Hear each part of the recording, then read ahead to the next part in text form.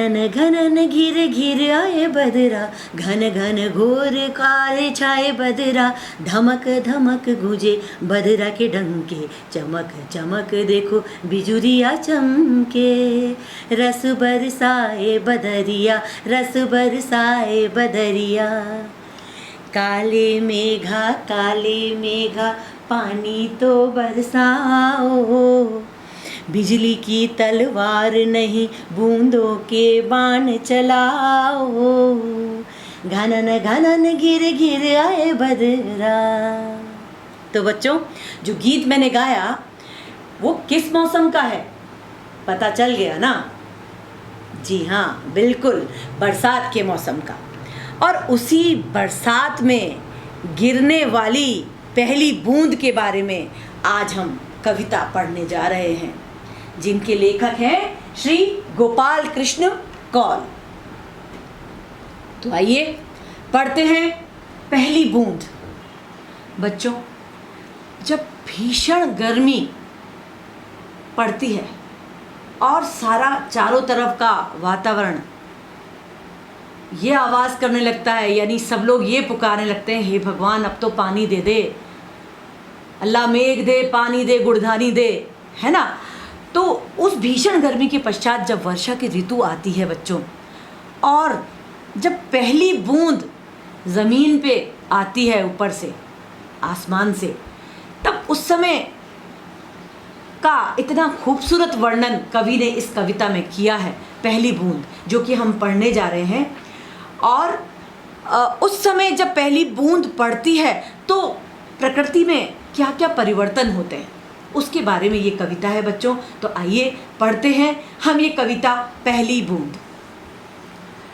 वह पावस का प्रथम दिवस, अपनी पेंसिल निकाल लीजिए, उस पे आज की डेट डाल लीजिए और मेरे साथ साथ इस कविता का आनंद लीजिए।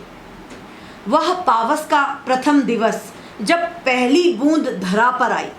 पावस, पावस क्या बच्चों? वर्षा ऋतु। जब वर्षा ऋतु की पहली बूंद धरा पर यानी धरती पर आई, अंकुर फूट पड़ा धरती से, नव जीवन की ले अंगड़ाई। देखो बच्चों, वर्षा की सुंदरता का वर्णन हो रहा है यहाँ, है ना? कि जैसे ही पहली बूंद धरती पर पड़ी तो क्या हुआ, जो बीज था वो धरती के अंदर था, वो तुरंत पानी पाते ही प्रस्फुटित हुआ, उग गया, है ना? और ऐसा लगा मानो नए जीवन ने अंगड़ाई ली हो। ऐसा करके निकलता है बच्चों, बड़ी खूबसूरती से बीज जो होता है ना? तो ऐसा लगा जैसे कि नव जीवन ने यानी नए जीवन ने, ऐसे आप भी जब अलसाई भी वो लेते हैं, अंगड़ाई लेते हैं, वैसे अंगड़ाई ली है मानो। धरती के सूखे अधरों पर गिरी बूंद अमृत सी आकर। और धरती जो प्यासी थी, कितने दिनों से प्यासी थी, जमीन सूख गई थी, पौधे झुलस गए थे, चिड़ियों की चोंच पक्षियों ने अपनी खोली हुई थी कि कब पानी की बूंद आए, कब पानी बरसे तो हम भी थोड़ा पानी पाएं और पानी पिएं, है ना? तो धरती के सूखे अधरों पर, अधर मतलब होता है बच्चों होठ, जिसको ओठ बोला जाता है, हिंदी में ओठों, होठों यानी ओठों, होठ, है ना? गिरी बूंद अमृत सी आकर। और जब वो बूंद आई धरती पर तो ऐसा लगा जैसे कि अमृत आ गया है। अमृत क्या होता है? जिसको पाके जीवन मिलता है, वो पाके कभी कोई व्यक्ति मरता नहीं है, अमर हो जाता है। तो इस प्रकार उन्होंने, कवि ने बोला है कि वो पहली बूंद कैसी लगी? अमृत के समान बच्चों। वसुंधरा की रोमावली सी हरी दूब पुलकी मुस्काई। अब देखो वसुंधरा क्या बच्चों? वसुंधरा पृथ्वी, ये धरा है ना, उसकी जो रोमावली, देखिए बच्चों, जब आपको ठंड का मौसम होता है तो आपके हाथों में गूज़बम्स आते हैं। आप लोग देखते हो गूज़बम्स निकल जाते हैं, वो कैसे खड़े हो जाते हैं, छोटे छोटे रोए, रोमावली बोलते हैं बच्चों उनको। तो जो पृथ्वी की रोमावली भी जब ठंडी ठंडी बौछार आई, बूंद पड़ी पृथ्वी पर, तो उनकी जो दूब थी, हरी हरी घास थी, वो भी ऐसे ही खड़ी हो गई जैसे आपके गूज़बम्स खड़े हो जाते हैं। कितना सुंदर देखिए प्रकृति का चित्रण कवि ने किया है। और किससे उसकी उपमा किससे दी है, करी है, तुलना किससे करी है? मानव से बच्चों। मानव में होने वाली प्रतिक्रियाओं से उसकी उपमा की है प्रकृति की, कि किस प्रकार वसुंधरा की रोमावली सी हरी दूब पुलकी मुस्कुराई, है ना। वसुंधरा धरती की रोमावली पर, है ना, बिल्कुल उसकी रोमावली खड़ी हो गई और हरी दूब जो थी वो रोमावली की तरह खड़ी हो गई और गूज बम्स की तरह खड़ी हो गई और पुलकी और मुस्कुराई। उसको अत्यंत प्रसन्नता हुई। आपका शरीर भी ठंड लगती तो झरक जाता है, एकदम से हल्की सी ठंड में झरकता है और आपके गूज बम्स निकल आते हैं। तो वैसे ही प्रकृति में भी दूब निकल के आई और मुस्कुराने लगी, क्योंकि सबको अच्छा लगता है सुहाना मौसम, है ना।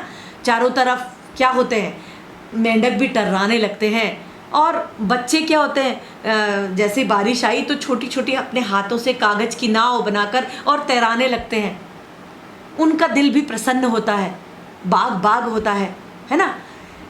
अब क्या हुआ, जब पहली बूंद धरा पर आई तो ये हुआ, ठीक है, यानी चारों तरफ का वातावरण बड़ा खुशनुमा हो गया।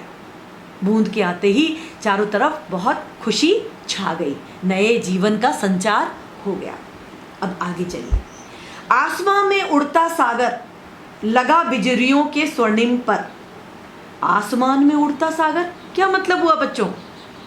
आसमान में यानी बादलों में जो वो बादल उड़ रहे थे वो ऐसे सागर के समान प्रतीत हो रहे थे। ऐसा लग रहा था मान लो आसमान में सागर स्वयं तैर रहा है। धरती का सागर कहाँ पहुँच गया? ऊपर आकाश में। इतना सुंदर लग रहा था। और लगा बिजलियों के स्वर्णिम पर, मतलब मानो सागर आसमान में पंख लगाकर सोने के समान, पंख कैसे हैं उसके? स्वर्णिम पंख, पर मतलब पंख लगाकर उड़ रहा हो। कौन? सागर, और वो भी कहाँ? आसमान में। वैसे ये असंभव है, पर देखिए एक कवि किस प्रकार अपनी पंक्तियों में इतना सुंदरता से उस चीज को कहकर वो असंभव चीज भी संभव कर देता है। तभी बच्चों में कहती हूँ, एक पंक्ति मैंने कई बार कक्षा में पढ़ाते हुए समय भी कही है, जहाँ न पहुँचे रवि मतलब सूरज, जहाँ न पहुँचे रवि वहाँ पहुँचे कवि। कवि का मन, कवि का की जो लेखनी होती है वो कहाँ कहाँ कितनी सुंदर तरीके से लिखती है। आगे पढ़ेंगे। बजा नगाड़े जगा रहे हैं बादल धरती की तरुणाई। अब जो नगाड़े कौन बजा रहा है? बादलों से आपने देखा होगा बिजली कड़क रही है, उसकी कड़कड़ गड़गड़ की जो आवाज़ होती है ना, धड़म धड़म कड़कड़ गड़गड़ गड़गड़ गड़गड़ गड़गड़ ऐसी आवाज़ आती है, आपने देखा होगा। तो वो ऐसा लग रहा है कि जैसे नगाड़े बज रहे हैं। कौन बजा रहे हैं? वो बादल नगाड़े बजाने का काम कर रहे हैं। अगेन बादल नगाड़ा नहीं बजा सकता है, मनुष्य बजाता है नगाड़ा। तो अगेन यहाँ पर उसको उपमा दी गई है और यहाँ पे अलंकार का प्रयोग किया गया है बच्चों। अलंकार क्या होते हैं आपके लिए नए इंट्रोड्यूस होंगे। जिस अलंकार का मतलब होता है बच्चों गहना, और गहना वो चीज़ होती है जो किसी की सुंदरता को बढ़ाता है। स्त्री जब सुंदर गहनों से विभूषित हो जाती है, आभूषित हो जाती है, तो उसका सौंदर्य 4 गुना बढ़ जाता है। उसी प्रकार बच्चों जब कविता में सौंदर्य बढ़ाना होता है तो कवि क्या करते हैं? उसमें अलंकारों का प्रयोग करते हैं। यहाँ पे अलंकारों का प्रयोग किया गया है बच्चे। यानी अलंकार क्या कार्य करते हैं? सुंदरता को बढ़ाने का, चाहे वो काव्य हो चाहे किसी का शारीरिक सौंदर्य हो बच्चों। ये ध्यान रखेंगे हमेशा बात को, है ना। तो वो क्या कह रहे हैं? बादल धरती की तरुणाई, पहली बूंद धरा पर आई। और जब वो पहली बूंद धरा पर आई तो बादल धरती की तरुणाई, मतलब उसके युवावस्था में पहुंच गया। बादल के कारण जो धरती है वो ऐसी हो गई, जवान हो गई। और वही धरती जो सूख के कुम्हला गई थी, यानी बूढ़ी धरती, जैसे बुढ़ापे में बच्चों झुर्रियाँ पड़ जाती हैं, वैसे ही गर्मी के मारे पूरी जो धरती थी वो बूढ़ी लग रही थी, बूढ़ी हो गई थी। उसमें रिंकल्स पड़ गए थे। किसके मारे? गर्मी के मारे। प्रकृति जो पौधे थे वो सिकुड़ गए थे। तो पूरी की पूरी जो वसुंधरा थी, जो धरती थी, उसमें जब पहली बूंद बादल से गिरी तो वो भी यौवन उसमें फूट पड़ा, यानी वो तरुण हो गई, जवान हो गई, है ना। नीले नैनों सा ये अंबर, काली पुतली से ये जलधर। अब देखिए बच्चों, ध्यान से सुनिएगा इन लाइनों को। इस प्रकार की लाइनें आपकी कविता के द्वारा आज से नहीं, हमेशा से, यानी 9th क्लास में, 10th क्लास में, बोर्ड तक आपकी इस प्रकार की कविताओं का प्रयोग किया जाएगा बच्चों। तो आपको ये ध्यान से सुनना है। देखिए कितना सुंदर कवि ने उपमा दी है, उपमा अलंकार से यहाँ पे इन पंक्तियों को सजाया है बच्चों। कैसे? नीले नैनों सा यह अंबर, यानी अंबर जो है, यानी अंबर कौन? आकाश। वो कैसा प्रतीत हो रहा है? नयन, नीले रंग के नयन जैसा प्रतीत हो रहा। नयन क्या?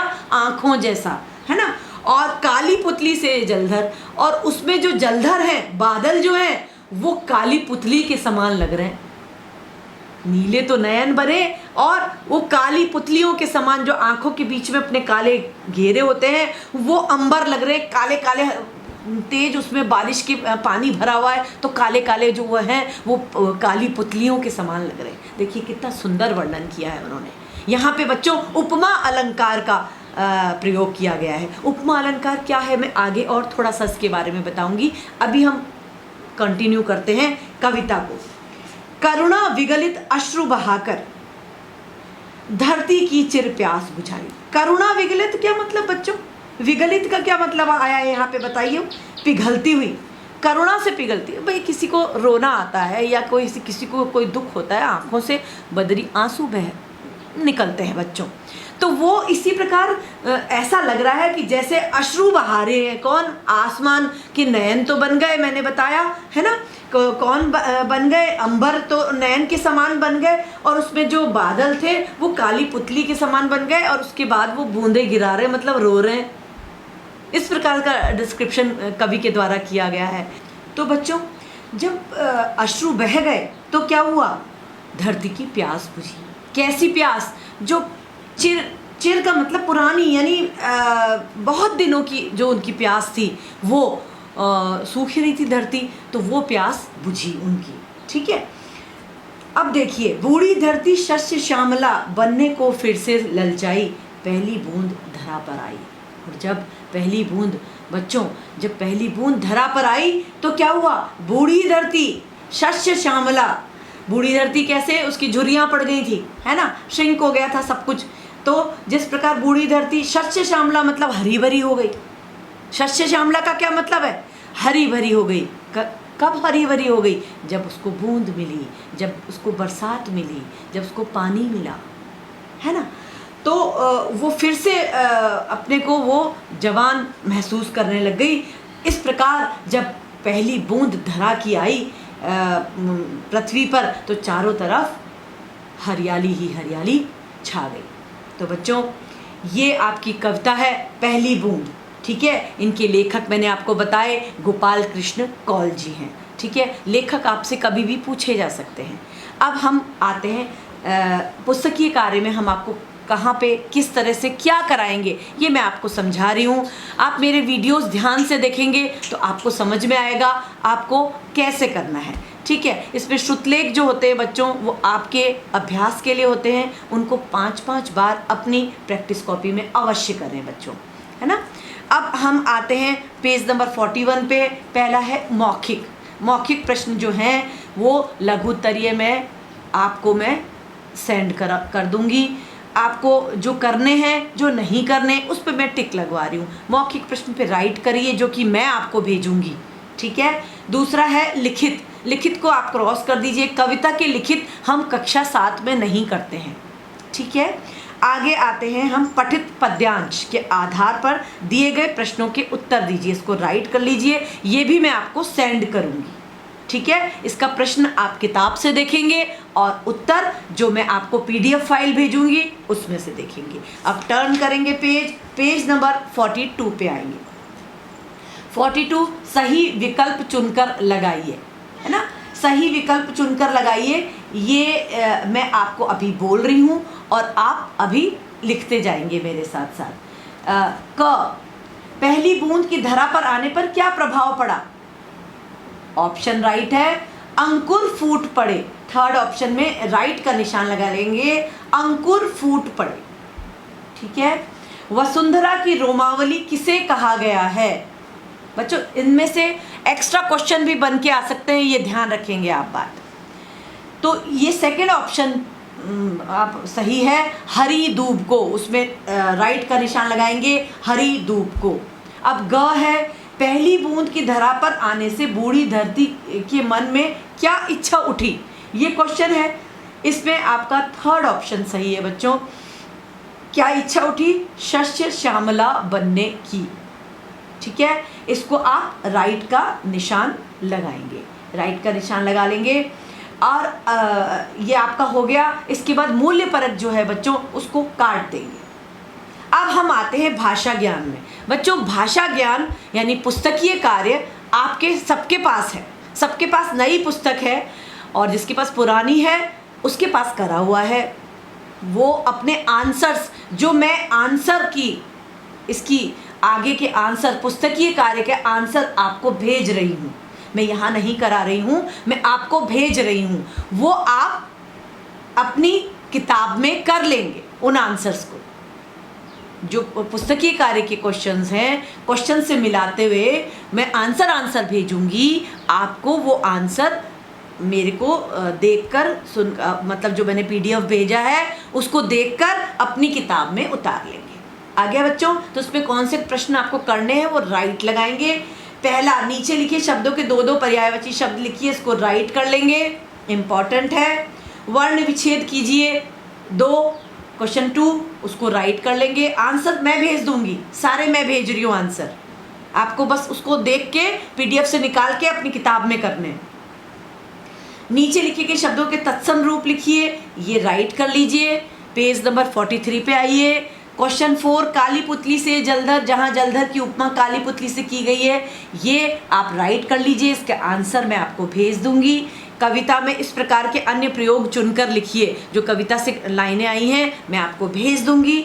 आप अपनी पुस्तकीय कार्य से का वो खोलेंगे PDF और यहाँ पे करेंगे, किताब में करेंगे, किताब को कंप्लीट कर लीजिएगा। क्वेश्चन 5 ये मैं आपको भेज दूंगी, राइट लगा लीजिए। क्वेश्चन 6, रोम प्लस अवली यानी रोमावली संधि विच्छेद, ये भी मैं आपको संलग्न करा दूंगी, यानी भेज दूंगी, आपको प्रेषित कर दूंगी। ठीक है, क्लियर हो गई इतनी बात आपको? ये सब मैं भेज रही हूँ PDF फाइल में आपकी। इसके अलावा जो मेरे लिखित जो मौखिक प्रश्न हैं वो आपको अपनी CW कॉपी पर करना है। ठीक है, और इसके ये आपका चैप्टर यहाँ ख़त्म होता है बच्चों, समाप्त होता है। अब आपको ये देखना है, इसमें मैं जो बता रही हूँ क्वेश्चंस के बारे में, आप लोग बहुत कंफ्यूज रहते हैं। प्रश्न उत्तर हमेशा कॉपी में करने हैं, पुस्तकीय कार्य पुस्तक में करना है, और इसके अलावा जो मैं अतिरिक्त MCQs, right wrong, match the followings, ये सब भेज रही हूँ, इनको आपको फोटोस्टेट निकाल कर अपने पास रखना, ये इम्पॉर्टेंट है, एग्ज़ाम में आएंगे। ठीक है बच्चों, आज का चैप्टर आपको समझ में आ गया होगा। यहीं तक आज का चैप्टर, अब अगले चैप्टर के साथ आपको जल्दी मिलेंगे। तब तक के लिए गुड बाय।